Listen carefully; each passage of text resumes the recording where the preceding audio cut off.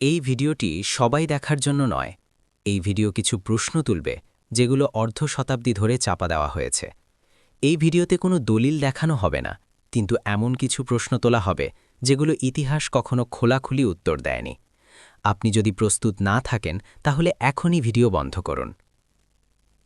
১৯৭১ সালে বাংলাদেশ স্বাধীন হয়েছিল, এটা আমরা সবাই জানি। কিন্তু প্রশ্ন হল, এই স্বাধীনতা কি পুরোপুরি আমাদের ছিল, নাকি এই স্বাধীনতার ছায়ায় কেউ একজন আগে থেকেই নিজের স্বার্থ লিখে রেখেছিল? এই গল্প শুরু হয় ১৯৬৮ সালে। ১৯৬৮ ভারত গড়ে তোলে একটি নতুন গোয়েন্দা সংস্থা, নাম রিসার্চ অ্যান্ড অ্যানালিসিস উইং। এই সংস্থার জন্মই হয়েছিল একটি উদ্দেশ্য নিয়ে: পাকিস্তানকে দুর্বল করা, চীনকে ঠেকানো এবং দক্ষিণ এশিয়ায় ভারতের প্রভাব বিস্তার। খুব দ্রুত বুঝে ফেলে পাকিস্তানের সবচেয়ে দুর্বল জায়গা পশ্চিম নয়, পূর্ব পাকিস্তান।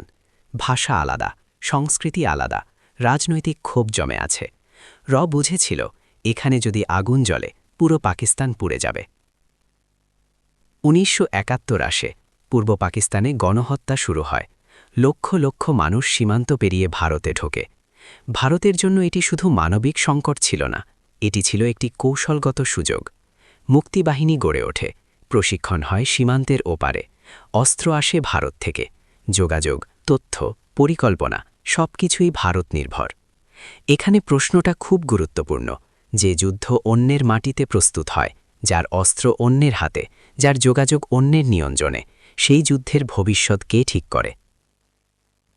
যুদ্ধ শেষ হয়, পাকিস্তান পরাজিত, বাংলাদেশ স্বাধীন। কিন্তু ঠিক তখনই আরেকটি অধ্যায় শুরু হয়।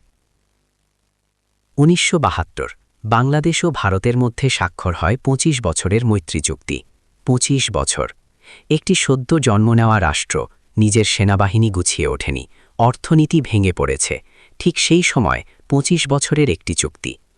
এই চুক্তি অনুযায়ী পররাষ্ট্রনীতি, নিরাপত্তা, কৌশলগত সিদ্ধান্তে ভারতের সঙ্গে সমন্বয় করতে হবে। প্রশ্ন ওঠে, এটা কি বন্ধুত্ব, নাকি ভবিষ্যৎকে আগেই বেঁধে ফেলা? এরপর যা দেখা যায় তা আরও ভয়ঙ্কর। বাংলাদেশের সেনাবাহিনীকে শক্তিশালী করা হলো না, বরং তৈরি করা হলো একটি আলাদা বাহিনী, রক্ষী বাহিনী। এই বাহিনীর বিরুদ্ধে অভিযোগ ছিল ভয়াবহ: বিরোধী দমন, গুম, বিচার বহির্ভূত হত্যা। আর সবচেয়ে বিতর্কিত অভিযোগ, এই বাহিনীর প্রশিক্ষণ ও গোয়েন্দা সমন্বয়ে ভারতের প্রভাব ছিল গভীর। প্রমাণ নেই, কিন্তু অভিযোগ এত বেশি যে প্রশ্ন এড়িয়ে যাওয়া যায় না।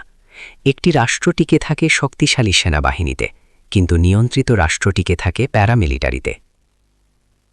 ১৯৭৪ বাংলাদেশ ভয়াবহ দুর্ভিক্ষে পড়ে, লক্ষ মানুষ মারা যায়।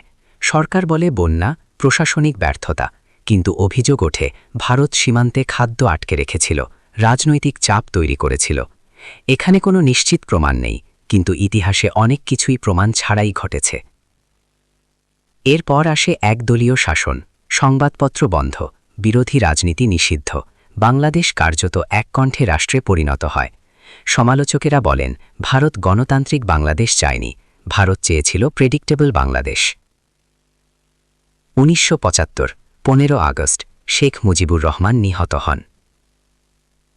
১৯৭৫-এর পর সরকার বদলায়, শাসক বদলায়, কিন্তু ভারতের স্বার্থ বদলায় না, এমন অভিযোগ চলতেই থাকে।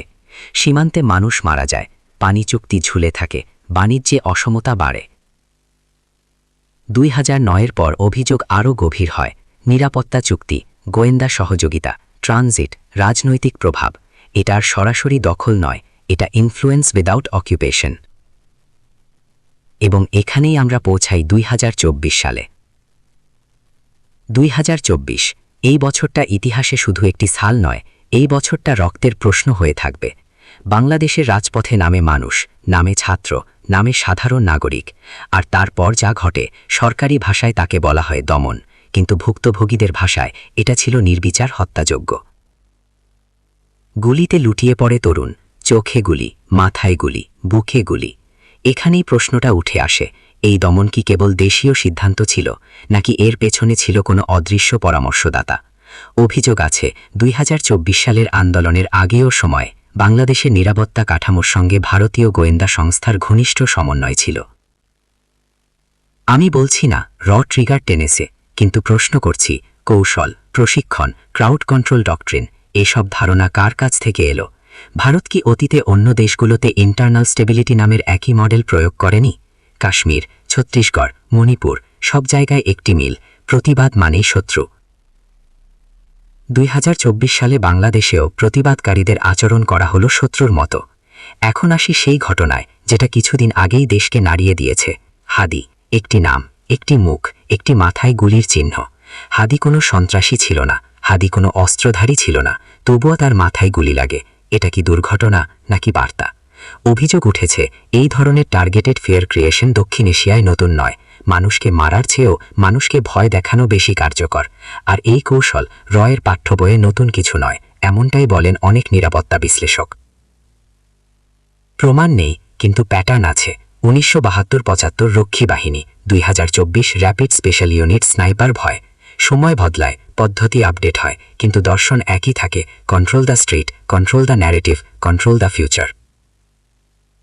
এখানে সবচেয়ে ভয়ঙ্কর প্রশ্নটা আসে, 2024 সালে যে রক্ত ঝরল সেটা কি কেবল ক্ষমতা ধরে রাখার জন্য, নাকি কোনো আঞ্চলিক শক্তির স্বার্থ রক্ষার জন্য? কারণ ইতিহাস বলে বাংলাদেশ যখনই স্বাধীনভাবে ভাবতে চায় তখনই কোথাও না কোথাও একটি অদৃশ্য চাপ তৈরি হয়। আমি আবারও পরিষ্কার করে বলছি, এই ভিডিও কোনো আদালতের রায় নয়, এটা একটি চার্জশিটও নয়, এটা একটি জনতার প্রশ্নপত্র। র কি সরাসরি 2024-এর হত্যায় জড়িত? আমরা জানি না, কিন্তু র কি এমন একটি পরিবেশ তৈরি করেছে যেখানে দমনকে স্বাভাবিক মনে হয়? এই প্রশ্ন এড়িয়ে যাওয়ার সুযোগ নেই। কারণ যদি 1971-75 হয় নিয়ন্ত্রণের প্রথম অধ্যায়, তাহলে 2024 হতে পারে তার সবচেয়ে নগ্ন রূপ। আজ গুলি খায় হাদি, কাল নামটা বদলাবে, কিন্তু প্রশ্ন একই থাকবে, বাংলাদেশ কি নিজের জনগণের সিদ্ধান্তে চলবে, নাকি সবসময় কারো না কারো স্ট্র্যাটেজিক ইন্টারেস্টের ভেতরে আটকে থাকবে? এই প্রশ্নের উত্তর সরকার দেবে না, গোয়েন্দা সংস্থা দেবে না, এই উত্তর আসবে শুধু জনগণের কণ্ঠ থেকে। আজ 2025 সালে এই প্রশ্ন আরও স্পষ্ট। র কি বাংলাদেশ সৃষ্টি করেছে? না, কিন্তু র কি বাংলাদেশের ওপর প্রভাব রেখেছে নিজের স্বার্থে? এই প্রশ্নের উত্তর ইতিহাস দেবে না, এই উত্তর আপনাকেই দিতে হবে। বাংলাদেশ কি সত্যি সম্পূর্ণ সার্বভৌম, নাকি আমরা শুধু পতাকা বদলেছি? আপনার মতামত কমেন্টে লিখুন। এই প্রশ্ন চাপা দেবেন না, কারণ প্রশ্ন চাপা দিলে স্বাধীনতাও একদিন নীরব হয়ে যায়।